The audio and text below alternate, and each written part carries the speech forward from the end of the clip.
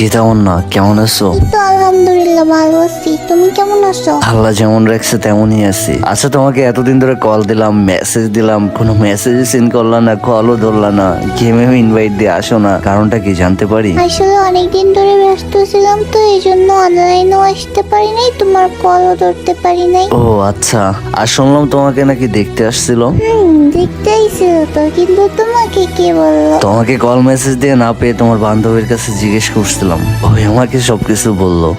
ছেলে এবং তার ফ্যামিলি এসে আমাকে দেখে গেছে, তাদের নাকি আমাকে খুব পছন্দ হয়েছে। হ্যাঁ, পছন্দ তো হওয়ারই কথা।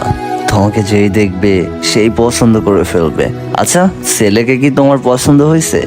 পছন্দ না হওয়ার কি আছে? ছেলে দেখতেও ভালো, সরকারি চাকরি করে, ফ্যামিলিও ভালো। তাছাড়া আমার আম্মু আব্বুরও অনেক পছন্দ হয়েছে। আচ্ছা, তোমার যেহেতু পছন্দ হয়েছে, এখানে আর আমি কিছুই বলবো না। আচ্ছা, ভালো থেকো, আল্লাহ হাফেজ।